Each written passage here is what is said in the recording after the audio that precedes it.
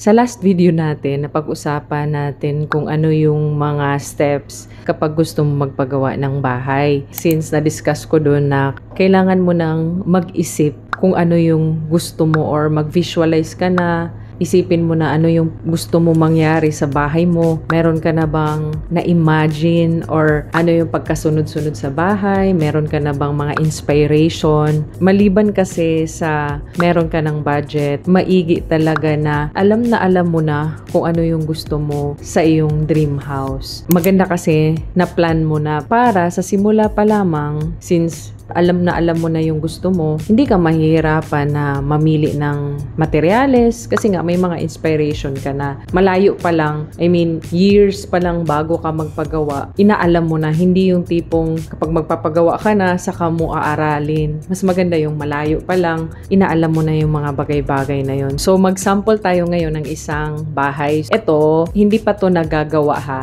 Conceptual pa lang. So, sa second stage na tayo, kunwari, naisip mo na ano yung magiging itsura ng bahay mo. Ito, example natin yung 8x8 na floor plan. So, 8x8 tong bahay na to, may first tsaka second floor. So, yung pagka-design nito is very, lang talaga, square lang talaga, di ba? Kita nyo sa 8x8 lang talaga, perfect square. May dahilan yan kasi aside sa structure, mas makakamura ka in terms sa materials na gagamitin mo. So, in-explain ko yan sa paano makakatipid kapag nagpapagawa ka ng bahay ngayon, which is ililink ko na lang sa description box. Bakit nagva-vary yung size ng bahay, kung pahaba siya or pa-square pero same ng square meter. So, in-explain ko doon. So, itong bahay na to is estimated na 3.5 to 3.8 million kapag ipapatayo. Since makita nyo, ang daming ginawa or ang daming nilagay na windows, pero pwede naman yang mag-adjust kapag, kunwari, sa first design or sa conceptual pa lang, hindi mo na nagustuhan yung part na to, pwede mo namang ipabago. So, sample lang natin to ha, yung paano siya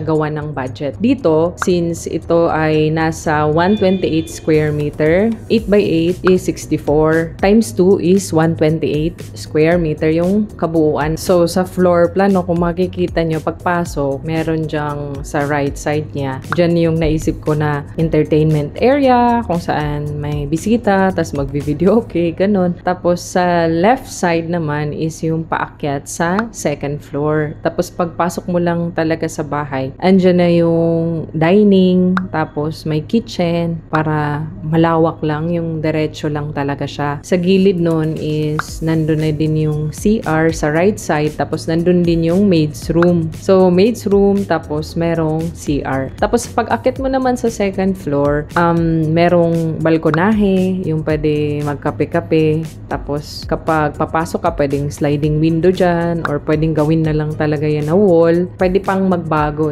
yung concept na to. Tapos pagpasok mo, merong isa pang room, pwede pang 2 room yung ilagay. Pero dito sa floor plan is nilagay lang isang master bedroom, tapos isang room, tapos family area or kung saan ka pwedeng maglaro doon or magbabasa, may ilalagay na space talaga, kasi yung space naman, madali na lang yun kapag gusto mong gawin na additional na kwarto, ganun. So, ganyan yung naisip namin or naisip ko na floor plan or concept. Pero, again, pwede pang mag-change ito. Sample lang talaga para magkaroon ng idea sa budget na 3.5 million. Pwede nyong baguhin, ganun. Yung maisip nyo na ano yung gusto nyo or na-visualize nyo talaga na pagpasok nyo, ganito yung itsura, ganun. Kaya maigi talaga na habang malayo pa or habang nag-iipon ka pa, nag-iisip ka na nung concept or ano yung pagkasunod-sunod ng iyong bahay. So, paano ba yung allocation nito ng budget para madaling tandaan?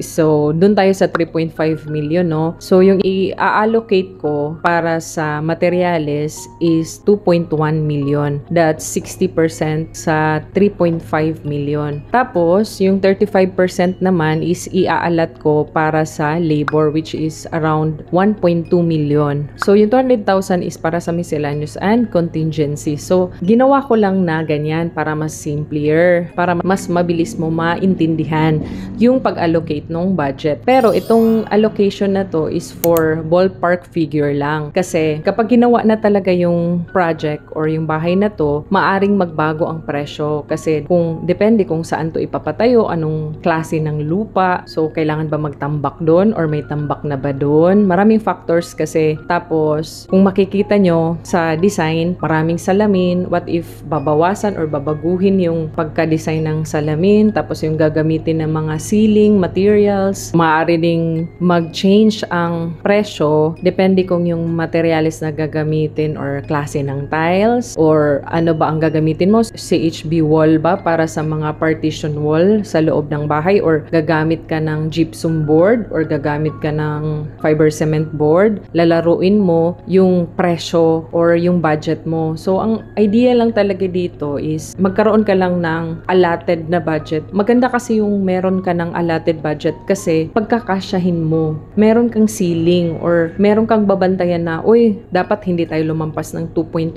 million pero kailangan i-achieve natin matapos tong bahay na to. Sa labor naman, ma-monitor mo din na, uy, malapit na mag 1 million. 1.2 lang yung budget natin dito para sa labor. Pwede ding mas lower pa dyan. 'Di ba? Kung ikaw mismo yung magpapagawa or hindi ka kukuha ng contractor, for example, ikaw lang magpapagawa. So, pwede mong laruin talaga. So, itong ginawa natin na video is para ma-visualize mo talaga na, sa budget ko pala na 3.5 million, kaya ko na palang magpatayo ng ganitong bahay. Pero, disclaimer lang ha, magva-vary yung presyo. Ito for reference lang, yung parang makapag-isip ka lang na ganito pala yung allocation ng budget para may idea ka na dito ka lang mag-stick or hindi ka lalampas talaga. Syempre, maigi na yung may budget kesa wala talagang sinusunod. Kung gusto mo naman na exact talaga or close talaga sa kung ano talaga yung pinaka-budget is that, syempre, gagawan mo na ito ng, since architectural pa lang to, floor plan pa lang, tsaka perspective, kailangan natin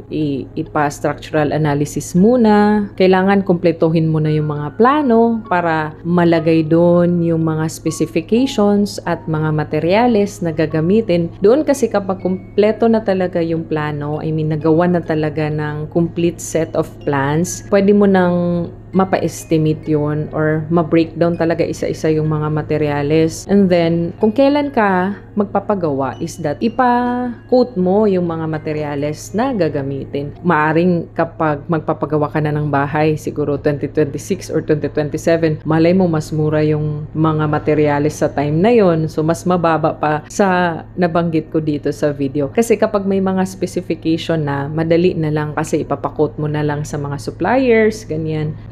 Isa-isa mo yung mga materyales. Tapos, kapag may complete set of plans na din kasi, close to reality na talaga yung pinaka-presyo. So, yung ginawa natin ngayon is for ballpark figure. Yung ma-imagine mo lang na kaya pala ng ganito sa ganitong budget. Parang ganun. So, shout out pala kay Madam Bell at sa kanyang pinsan na architect na gumawa nitong perspective tsaka yung plano. Actually, sabi niya, since dinagdagan yung mga windows, sabi niya, Madam, taasan mo, gawin mong 3.8 million. Tas sa akin naman, ang na-estimate ko lang dito is nasa 3.5 lang. Pero yung tama naman yung sinabi niya na dagdagan ko pa. Pero dito sa video, 3.5 lang kasi ano lang, yung parang ma-visualize mo lang na ganito yung iaalat ko sa materials, 2.1 million, tapos sa labor, 1.2, tapos sa miscellaneous, 200K. Ganon para mas mabilis siya na maalala. Parang ganon. So kapag ikaw mismo yung magpapagawa, it's either baka mas mababa pa dyan or kapag nakahanap ka naman ng trabahador or mga gagawa na contractor na abot kaya din yung presyo, maaring mas mataas pa dito sa nabanggit ko sa video or malay mo may mas mababa pa or mas lower pa dito. I hope na may natutunan ka sa video na to. If you like this kind of video, comment ka lang and then mag-suggest ka ng topic or video discussion na pwede nating pag-usapan sa susunod susunod na video. So don't forget to like, comment, and subscribe to support my channel. Malapit na pala tayong mag 24,000, no? Ang bilis lang, madami-dami na. Malapit na din yan umabot ng 100k. Charot. So yun lang muna for today and see you again sa aking susunod na video. Bye!